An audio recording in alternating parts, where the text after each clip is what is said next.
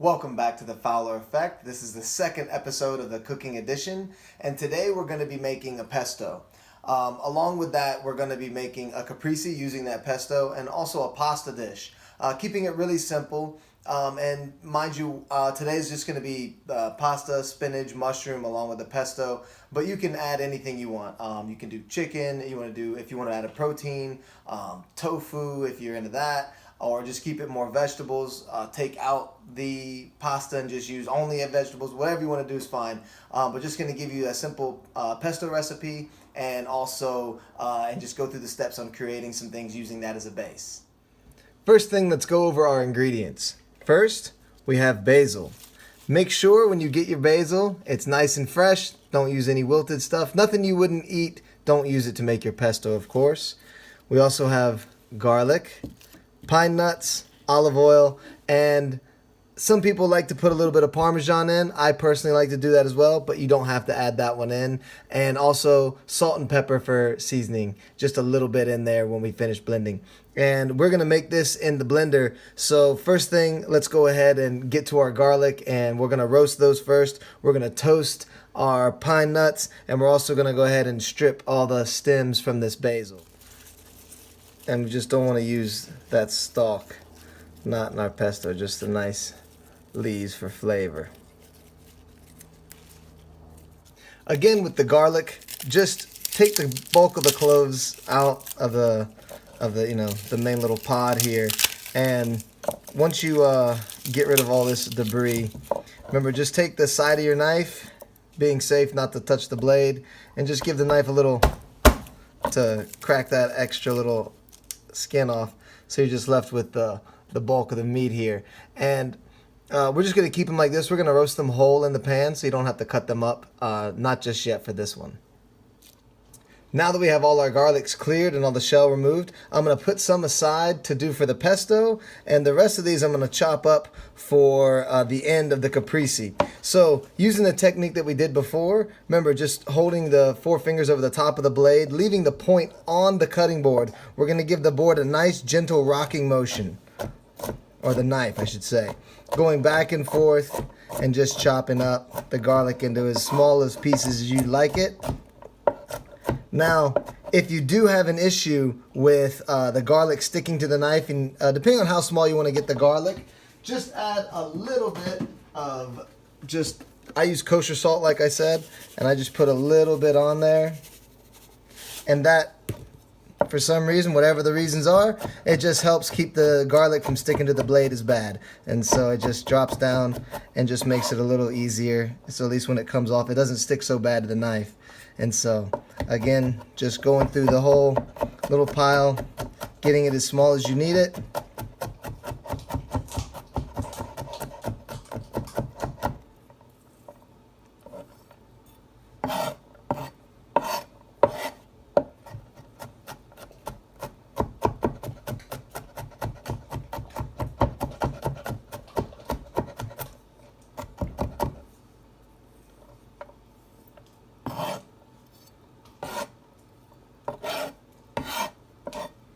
Alright, keeping it going, we have our shallow pan here of the pine nuts, and we're also going to have a pan here for the garlic. Now I'm going to turn these pans on to about a 5, and again out of a 1 to 10 ratio, or depending on what the setting is on your oven range or your stovetop.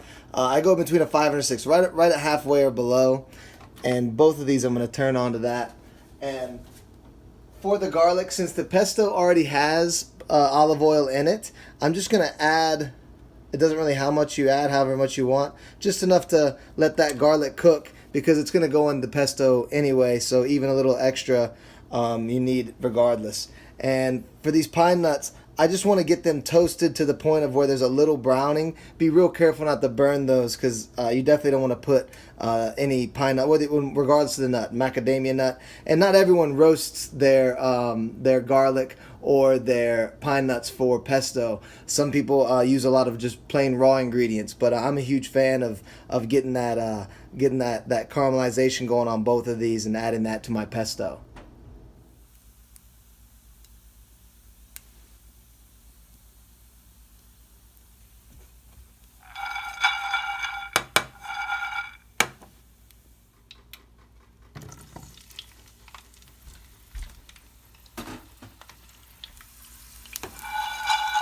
Our pine nuts are nice and toasted. Let the garlic keep cooking. Let that get a nice little browning on it.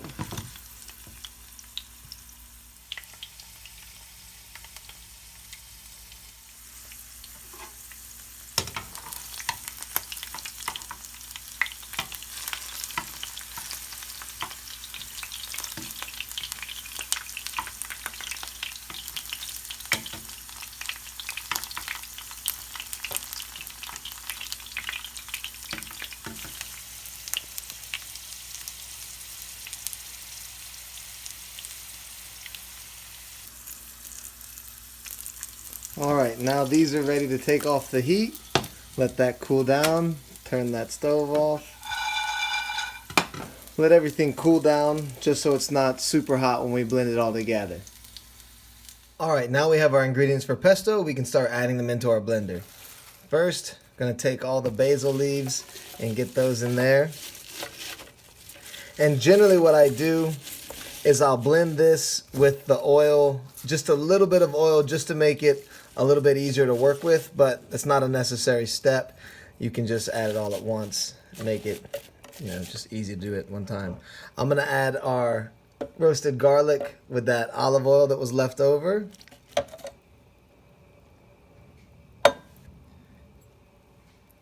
I'm gonna add our roasted pine nuts. Be real careful with the salt. Like, that's up to you personally whether you want to add salt in or not. A lot of times I add this to dishes, so to other things, so there's already salt in that, so I'm very light. So I'm just doing under half a teaspoon of the Himalayan in there, just under half a teaspoon. I'll do a little bit of some fresh cracked black pepper.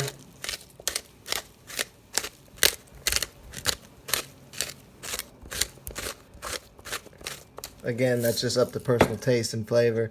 You can play with the recipe. There's no real exact. I'm just adding a little bit of what I have left here of this grated Parmesan. Nothing too crazy. It looks like just about a tablespoon. And that is an optional one. You don't have to add that. And then when I pour the olive oil, I'm going to be real careful not to add too much. I'm just going to add enough just to kind of get it to start to liquefy, and then we'll go through those steps too, just so you can see the consistency that we're trying to get. All right, now we're just going to...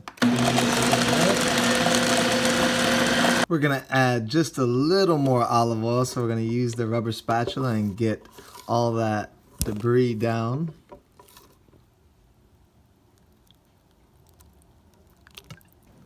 One more time.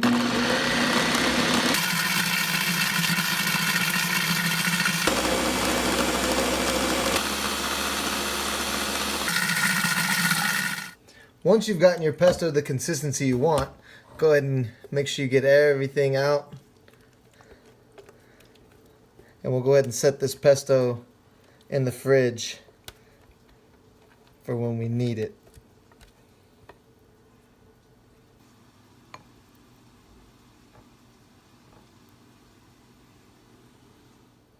Now that our pesto is done, let's go ahead and cut up our mozzarella and tomatoes for the base of the caprese.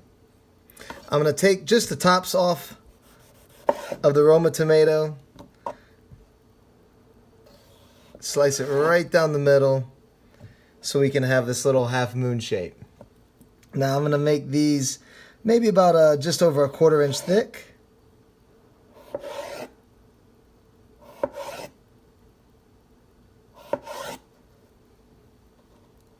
Something like that. And the same thing with our mozzarella. I'm going to slice it in half so I can have a similar shape to work with. And also cut about just around a 1/4 inch.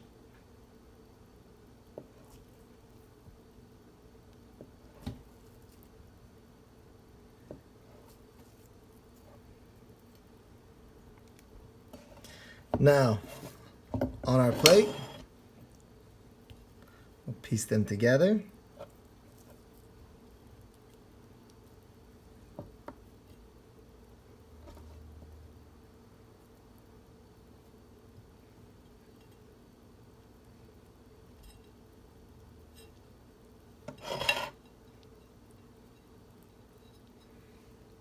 here.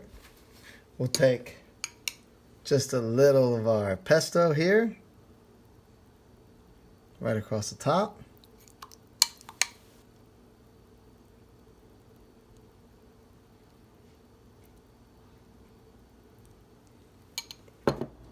Now that the pesto is made, the tomatoes and the mozzarella are cut, we can go ahead and finish off the caprese by going ahead and roasting our garlic. Again, I'm going to add just a little bit of extra virgin olive oil to saute the garlic in. Again, there's no wrong amount. You can do as much or as little as you want. You don't need to deep fry it, but don't be shy either. Now, using that cut up garlic that we had from earlier that we had put aside,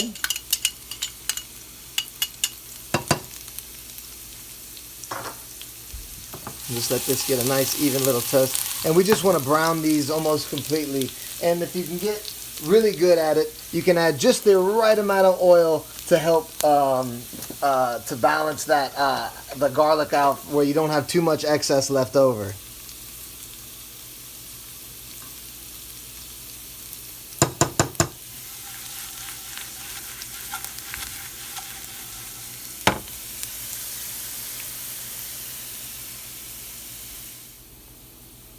Since these are almost done, we're going to go ahead and take these off the burner, let that carry over cook and let that finish, and turn our pan off.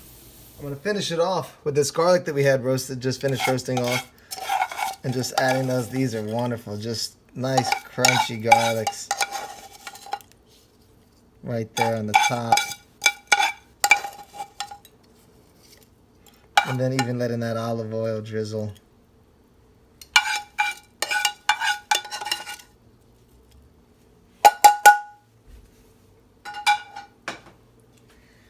And there we have a nice caprese, a little appetizer for a meal, nice hors d'oeuvre if you're getting ready for more guests or whatnot, or just having a snack for yourself.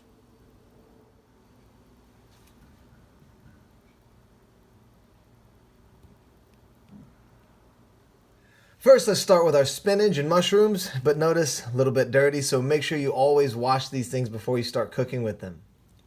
There, now that we've cleaned it, we can go ahead and set it aside. Now, up to you, personal preference, whether you want to remove the stem or not with these. I really don't care. I'll eat them just the same. So that's whether you want to take them off, up to you or not. Next up is mushrooms. Now, I could eat this all day. I love mushrooms, so add as much as you want for your dish. But again, I'm just making a quick pasta for one. If you're going to do for two, just double the amount. Now, when you're cutting mushrooms, some simple, easy ways to do it. You can lay it on its side, and one way is just to go ahead and give yourself the first two chops, give yourself a little there, give yourself a flat surface, and then you can do the same thing here all the way through to half, and then again turn it one more time and finish it off. That way you're never cutting like a rolling object. You've always kind of got like a little edge. And it just keeps them all neat and near the same size, like little half mushroom shapes rather than the full one. Now, if you do want full mushroom shape, you can just lay it however you want it to make it. You can bounce the knife. Again, I don't think you should do that just because it taps the knife, but sometimes you do it. Other times you can just use a rocking motion where I'm going to put the blade down like this and go on a sawing motion with never taking the edge of the blade off of the cutting board and just kind of going like this here. And you can use, again, using your knuckles to guide how thick or thin you want those slices. And then it just gets a little difficult at the end, like I said, just because of the round surface. But those, and you don't want to do them too many different sizes. Again, mushrooms not that big of a deal. They don't burn so much. You know, they kind of get a little bit the moisture, you know, kind of takes a hold. And but depending on how you like to eat them, and again, make sure you watch out for any dirt or anything. You make sure you've cleaned the mushrooms as well, just like the spinach. And now sometimes when I like to make these dishes, I really prefer like big chunks, so I'll just do these in quarters. And I really, you know, that for me is a little bit best. I like that meatiness of the mushroom and having all that in a bite. So I'm just gonna do a few more crossways like this, and let's get one more in there. Now that we've finished cutting up our mushrooms, let's go ahead and get a little olive oil in this pan, and we'll go ahead and start sauteing our spinach and mushroom. I usually do about a tablespoon or close to it of olive oil in the pan here, just to get a good even coat. And Gonna start with our mushrooms because they're gonna cook a lot faster.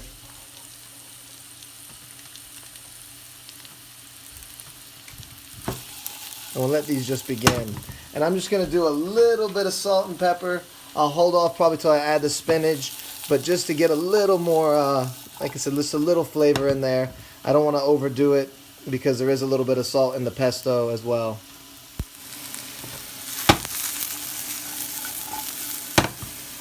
Now while this is going, I've already got my water started, so just keeping an eye on that. When that starts boiling, I'll go ahead and add my noodles. Let's go ahead and add the spinach in.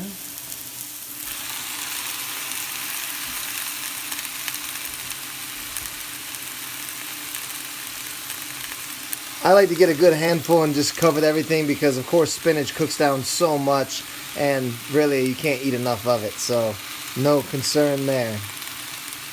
Now I'll let this go ahead and do its thing and cook. I'll probably go ahead and add just a little bit of salt and a little bit of pepper.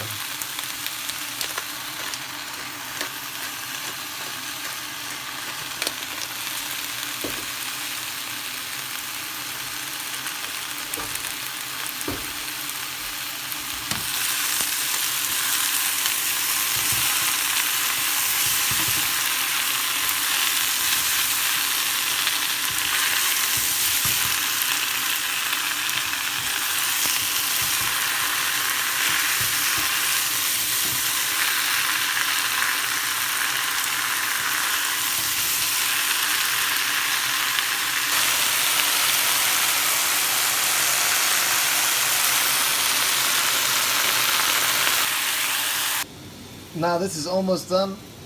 Now with my water, I want to add just a little bit of olive oil and a little bit of salt. The olive oil and the salt help that pasta and the water not to boil over, and also adding a little flavor at the same time. Not too much, just enough. And you'll notice, especially if your pot's already at a raging boil, it'll let it simmer down a little easier. Now, we've added our noodles. And we want to let these cook until they are al dente, which means to the bite.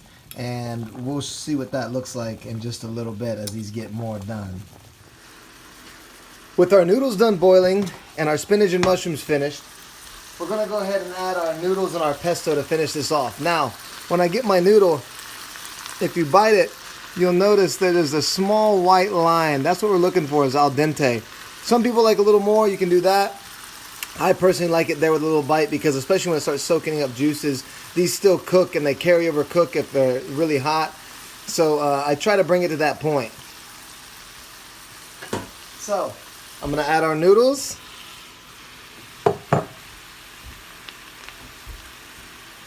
And I'm going to add a little bit of our pesto here.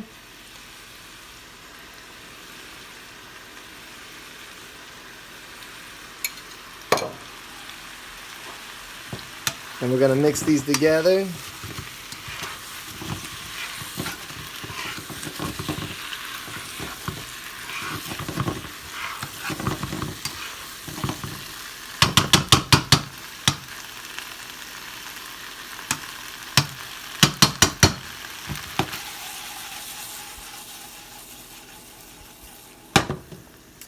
And let's add a little more pesto when I get a little more green in this.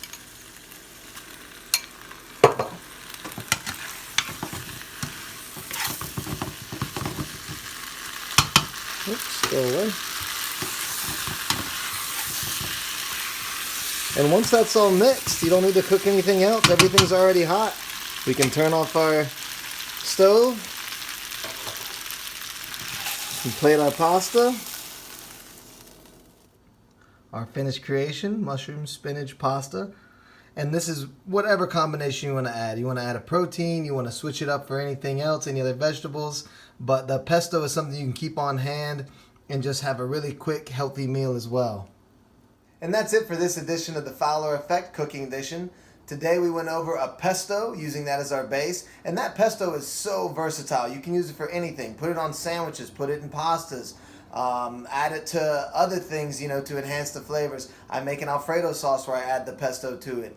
or just use it as a dip. But at least it's a nice healthy alternative to something to enhance the flavor of your food, that where you get to control what goes in it as far as how much salt and any dairy or any other things. And today we use that to put together a pasta going spinach and mushroom, and just tossing that together with a pasta. And anything you want to add or anything you want to take out, that's totally up to you.